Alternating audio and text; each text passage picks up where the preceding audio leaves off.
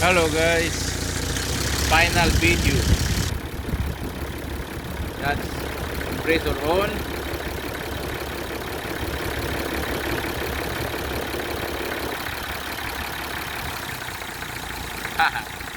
I will count it how many seconds.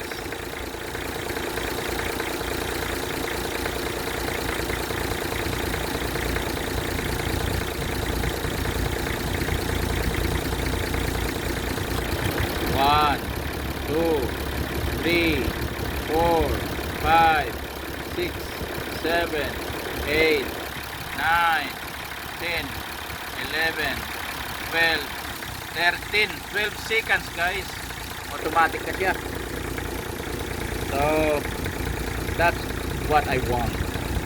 So the compressor will not work very hard. Yeah, see that's hot side, but still I can hold it. See, so it means the compressor is not really working very hard because I can hold it, and then the cold is really good. So even here inside guys,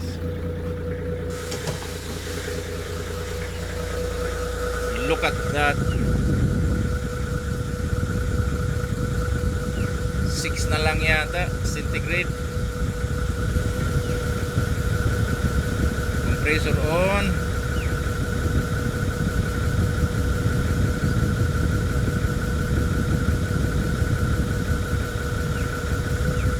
Compressor off.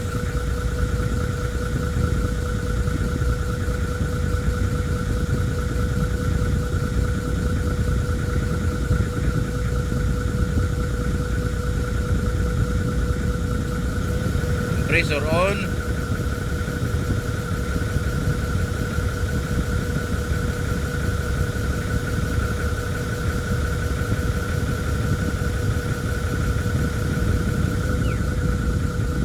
Compressor off.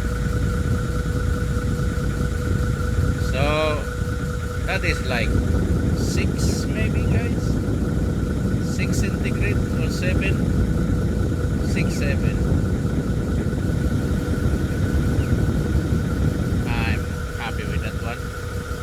That is the final result guys of what I do today. I remove the evaporator, clean it, and put it back. In the beginning I just want to replace the compressor, but when I see the evaporator is so dirty, so I have to remove it and clean. So that's it guys, look at that.